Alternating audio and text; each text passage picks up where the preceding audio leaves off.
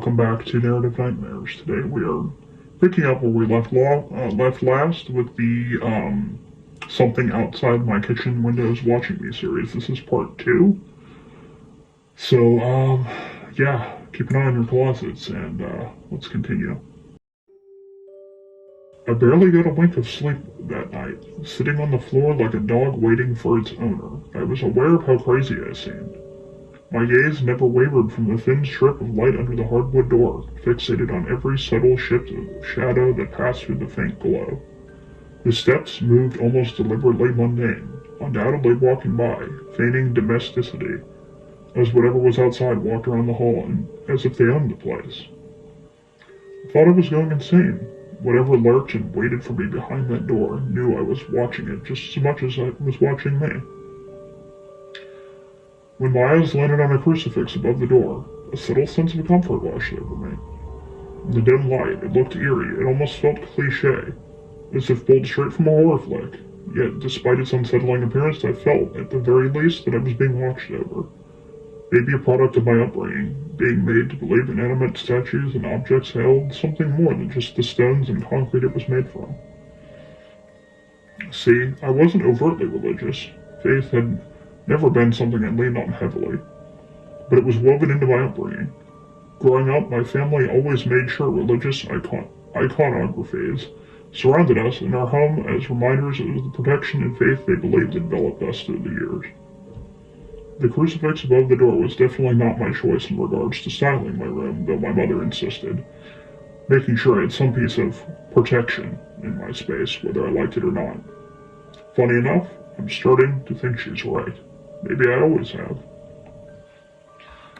Somehow, at some point during the night, my mind felt at ease as if it was diverted from the unsettling presence within the four walls of my apartment.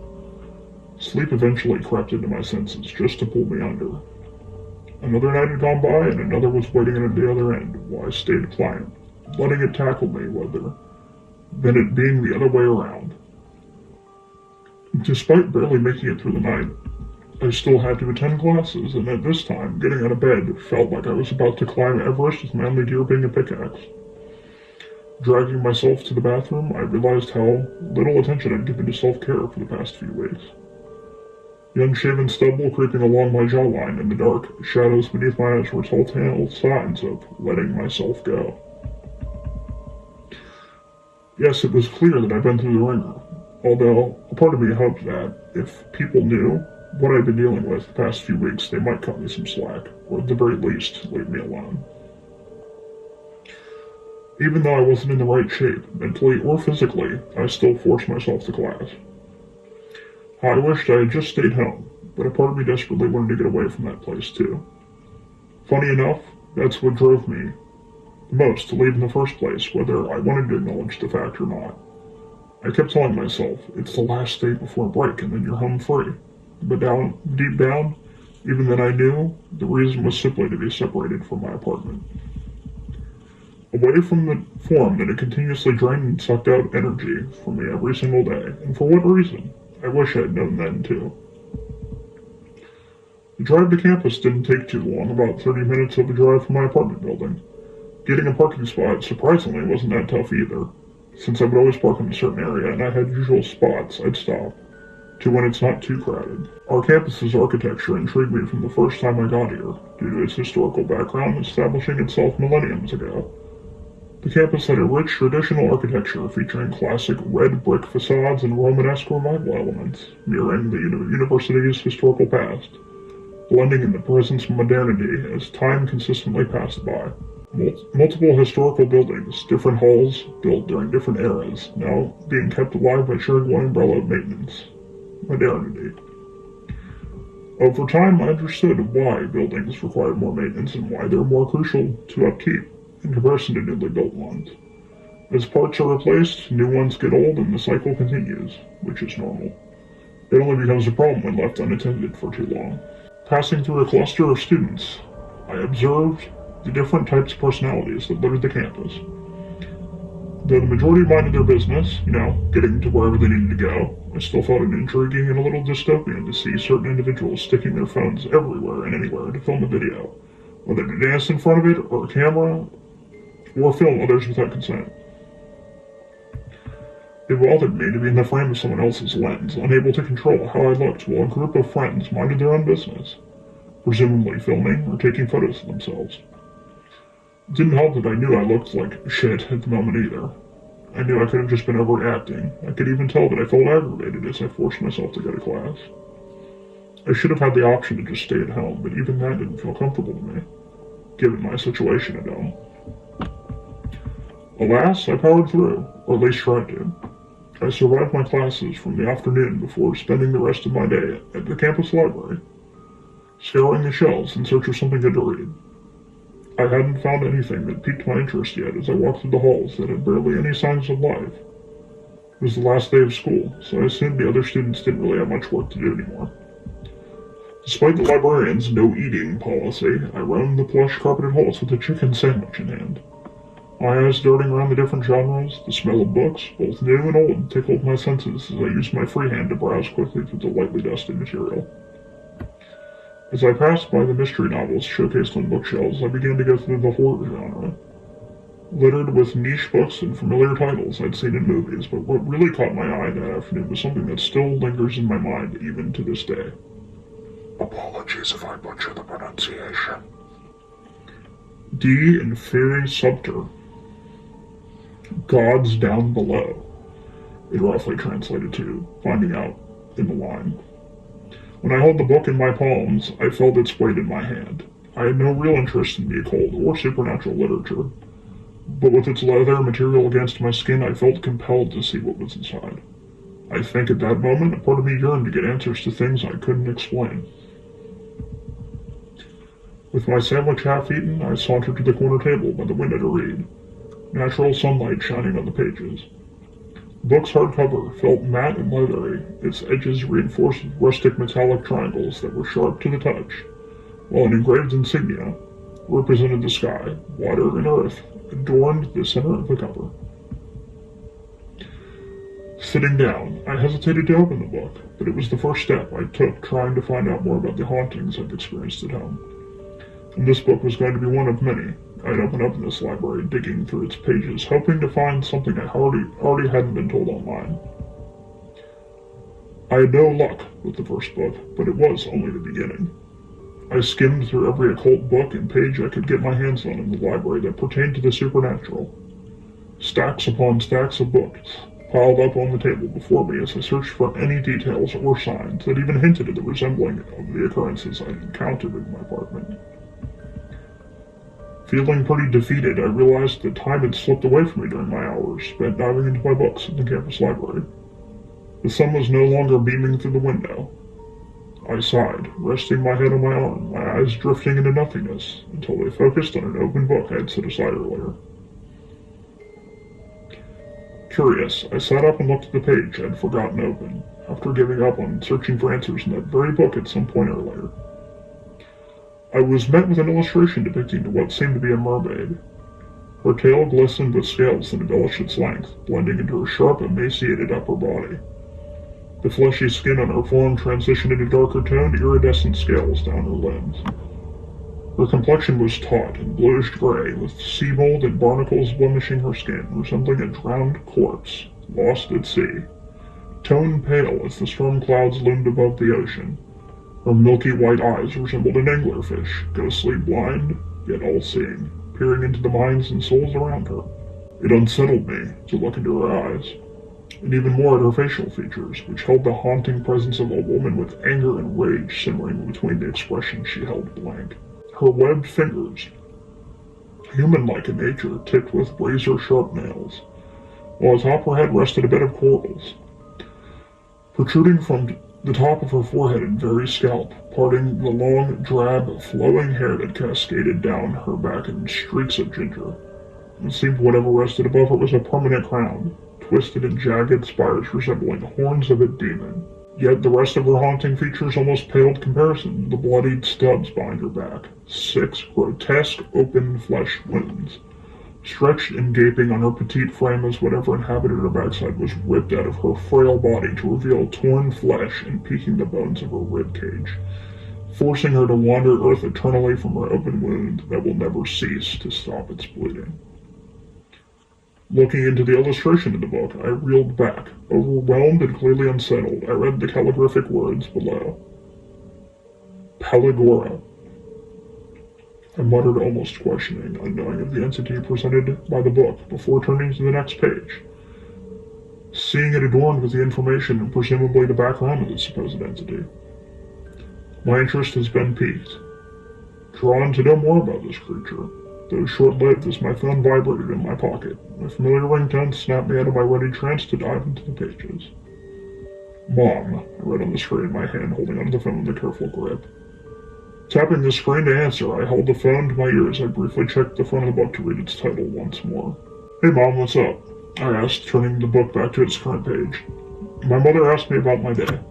I gave her the usual preset answer I've resorted just to keep the conversation going. The fewer questions asked, the less worry I'd have to burden her with, and the faster I could bid her farewell and move on. Don't get me wrong, I love my mother and I'm appreciated that she's reaching out to check in on me, as she's the only one that's actually making an effort to do so. Though, like any concerned mother, she has her quirks, and by quirks she had a tendency to be overbearing, but at least she cared about me. Times a little too much, which causes for conversations not needed to be had. You need to start eating and taking care of yourself better. You're not a child anymore, Joshua.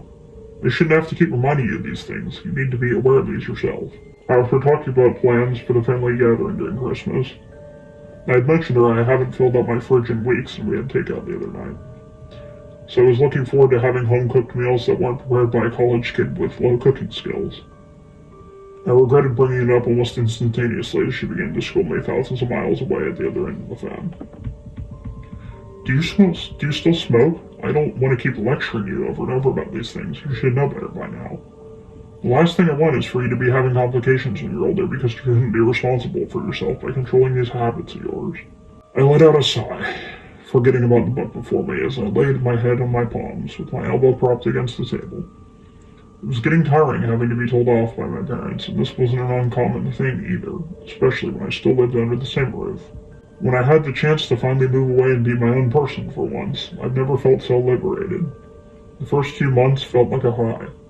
The freedom was intoxicating, and eventually, after a year or so, the novelty had worn off. Although reminiscing about that time could still put a smile on my face, as I could just remember blasting music in my apartment, leaving the dishes out to be washed eventually as I busied myself with other things, without being nagged at. Most importantly, being free to make mistakes and decisions without worrying about what others or what my parents would think. Part of me longed for that familiar feeling again. It was no wonder why I felt frustrated and sad with the state of the apartment that I was in. What was once a sanctuary to me, the held pleasant memories of my home, was now reduced to a space I couldn't even stand to be in anymore. Look, I'm just doing my job as your mother. I'm looking out for you, and whether you like it or not, I will enforce these things on you to give you a better life. She spoke sternly, and I nodded as if she could see me, realizing she couldn't, so I just hummed. Yeah, I know, Mom, and I'm trying. I just had a lot on my plate with school, I lied. I'm sure, sweetie, it's okay. Since you're on your winter break for now, get here as soon as you can, alright? I hummed once more, my eyes dragging down to the open pages of the book, fingers trailing on the words. Feeling the rough, worn surface of the paper on my skin, its rich, aged tan color marked with jet black ink across the pages. Alright, take care, Joshua, love you. She spoke calmly. Love you too, Mom. Silence permeated my space as I let out a quick sigh, glancing around the mess I had caused in the library. I brushed off whatever weight I held on my shoulders at the moment I closed the book, setting it aside before I returned the other stacks of books, so I could have it checked out to continue reading it at another time. It felt a little odd when I tried to check out the book with Miss Ariel. When I arrived at her desk, she was gone, presumably on break or somewhere else. I wasn't sure what to do, so I waited for her, but after 15 minutes had passed and she still hadn't returned, I settled with just leaving a note back with my library card information and the book's title. It was then that I realized that I had no author's name listed anywhere, but since the title seemed distinct enough, I figured it would be sufficient for identification. When I arrived home, the air felt different, lighter, maybe? Wasn't sure how to describe the feeling.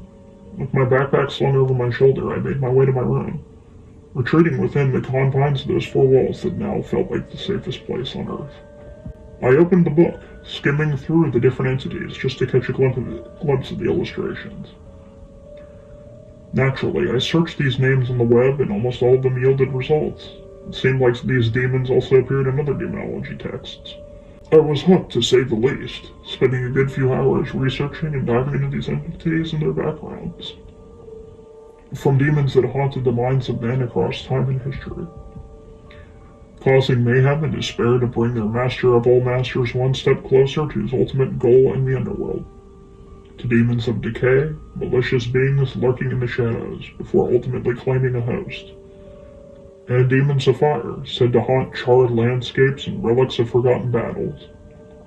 Each of these unholy creatures held twisted, otherworldly illustrations, seemingly depicted by the unfortunate victims who discovered their forms, whether in the physical or unnatural plane. In this book, the only demon or entity that had no record in the digital world was named Kaleigh. My eyes locked under illustration once more, recalling the image I'd seen whilst at the library. Flipping onto the next page, I was met with a familiar account of her history I'd glossed over while on the phone with my mother. My brows furrowed as I delved deeper into the words of the pages. I felt a strange pity for her. Her haunting appearance made more and more sense as I absorbed the information from the text. Kaleigh, the siren. Mother of all mothers, daughter of all daughters. Kaleigh is a fallen deity, cursed to roam the seven seas for her transgressions against the divine holiest of them all. Once a seraphim, a high-ranking angel was seated in heaven's court amongst the most revered beings in the kingdom. Amidst the sea of clouds, this angel bore a masculine form, embodying strength, power, and wisdom. He radiated a transcendent beauty and possessed an ethereal voice, a gift from Creator of all creators. Most of his existence was spent by the throne with his fellow angels, reverently singing praises that echoed throughout the heavenly plains above the earth. The angel's wandering gaze would become its demise, witnessing the atrocities of man, watching the innocent shrivel as collateral damage, women, children, and all the vulnerable, all susceptible to an endless parade of war and cruelty throughout history and time. He questioned the purpose of their suffering, and the decisions of God, as its three pairs of wings descended from their heavenly perch, from heaven down to earth. It was the angel's unfurling mistake that came next.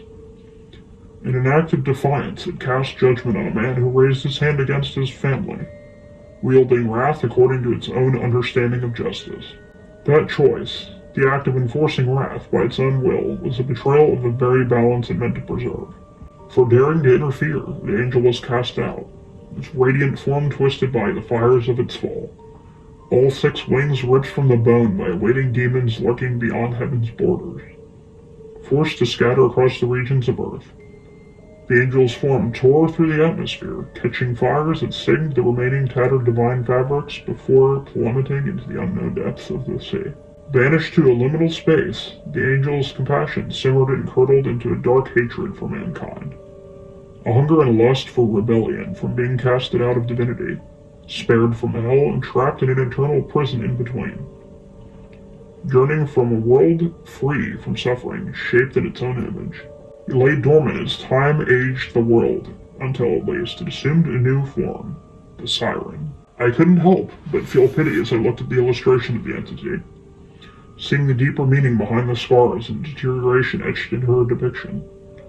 Kaleigh, the embodiment of a woman scorned, with empty eyes that held an untold story, buried in the deepest depths of the ocean, chained to coral on the seabed, her abandoned form left to be forgotten by time and trapped for eternity. When it came to religion, I understood there were nuances to almost everything. Here was a being once exalted to one of a divinity's highest forms, meticulously crafted by the hand of God, now cast out with eternal damnation and ultimately abandoned by her own creator. It's a familiar concept to many, a story told before. Yet it seemed even heaven wasn't immune to history repeating itself. Knowing what I knew, it felt wrong. It didn't feel fair. Despite everything I'd been taught to believe, I found myself pitying the entity. If bringing justice to the helpless meant taking matters into your own hands, wouldn't the answer be clear if one had a righteous heart? A part of me feared the radical altruism festering in that thought, now sensing a pair of eyes watching me from the shadows. I glanced up at the dimly illuminated cross nearby, turning my head to look at it from where it sat on my desk. The warm glow of my lamp shone across the sleek, hardened skin of Christ on the crucifix, dotted with painted blood. Sorrowful eyes seemed to look back at me, and I felt a rush of accusatory guilt run down my spine. Yet it all seemed to wash away as soon as my mind registered a loud thud and the sound of footsteps from the other side of my bedroom wall. I knew the space beyond where my bed frame rested was no longer a part of my flat. My gaze fixed itself on the side of the room as silence slowly seeped back in. Standing up, I approached the wall. As I drew closer, the sounds grew louder, murmured voices weaving through the silence. Pressing my ear against the cold surface of the wall, I strained to catch any hint of a voice. I knew I must have looked odd, especially if seen from a second perspective view, but understand that I was sure, no, confident, that the other side of this wall was the adjacent flat, apartment 506. The voices grew almost clear now, though still muffled, the conversation barely decipherable through the thin structure of the wall, serving as a barrier between two spaces. The building truly was old, though I sometimes forget it has been built almost a whole millennia ago. "Hector, hurry! Jenny, Mila, and Andrew are already up in the ceiling," a woman called out with urgency, strain evident in her tone. "We can't fit in there, Josephine," the man replied back, grunting and coughing. "Mom, Dad, it's stuck," a teenage voice spoke out, struggle evident in his call, as if pulling a heavy object unmovable in its current state. He coughed, his breath coming in wheezes, matching the labored breathing of the older man nearby. I have to go check on Mila and the kids. I can't leave them up there. I want to be sure they make it." Her words cut off as a sharp crackling of splintering wood rang out from what seemed to have been coming from the ceiling at the other side of the wall. It soon followed a loud thud. The sound of her pained groans caused the other two voices to panic. "Mom! Oh my God, Josephine!" the older man cried out, his footsteps pounding away from the younger voice, moving closer to where the crash had come from. "Nico, don't look! I said don't fucking look!" The man's voice, once firm, broke into a fit of anguished sobs. With furrowed brows, my palms began to sweat against the dry wall as I listened intently, catching the sobs of what was now clear to me seemed to be a son and a father. The boy continued to plead, his voice shaking as he begged for reassurance about his mother, their coughing growing harsher as the boy's cry intensified. I shouldn't have been giving her hell for all these past few days for losing Joseph. I can only imagine the pain and guilt your mother's been feeling. Instead of just the man she needed, I just weighed more on her burden." The father's anguished wail seeped through the wall. The timbre of his throaty sobs felt guttural. "We'll find him, Dad, no matter what it takes. But first we have to get out of here." The pair's footsteps audibly moved around as shoes on wooden floor squeaked and thumped, their voices unintelligible the further they moved away. The faint sounds turned to whispers, and from whispers to familiar silence once more, leaving me frozen with my ear against the wall. The tender flesh of my cheek remained frozen on the cold surface as I struggled to pull myself from the trance, trying to process what had just transpired. I debated calling emergency services. After all, a woman might be dead on the other side of the wall. Initially, I had thought the apartment over was 506, but what if I was wrong? What if it was a different apartment attached to the other side? I found myself grasping at straws, trying to rationalize an occurrence once more, but at this point it was too real. Not to say the previous occurrences didn't feel real enough, I've just buried, or attempted to forget them for the sake of my sanity, and to continue living in my apartment. Standing there, facing the wall, I realized I'd been staring blankly, as if watching paint dry. I continued to gather my thoughts right then and there, as I felt the weight on my chest slowly ease up when I inched closer to conclusion without myself, to finally stop tiptoeing along the lines. Something happened to that apartment adjacent to mine. And the secrets locked behind that front door, I don't think I would ever be able to find them out. After an uneventful weekend, Monday morning had arrived, and so did I, though in a puddle of sweat. I barely could recall the dream I had that night when I went to bed.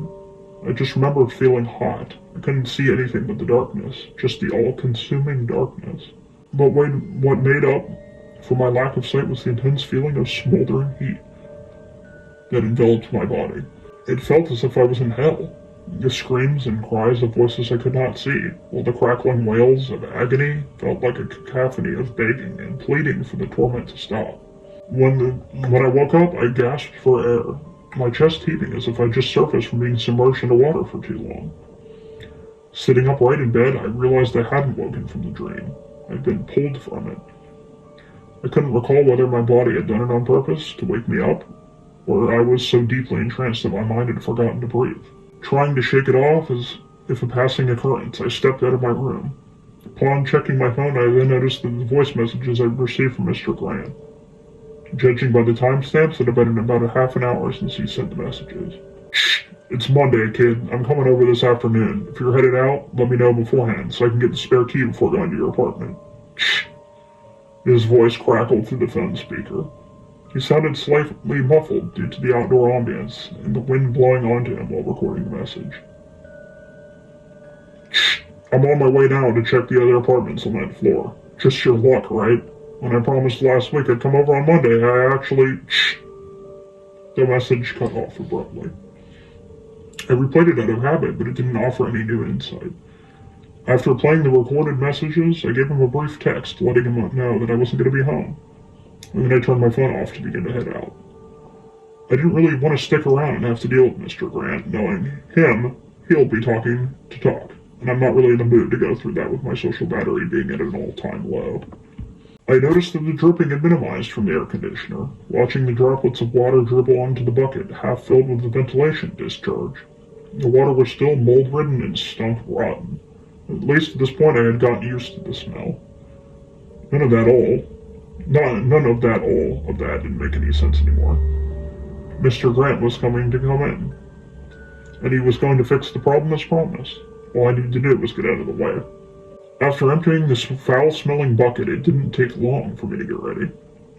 I planned to run a few errands, maybe grab some breakfast, and finally stock up on groceries.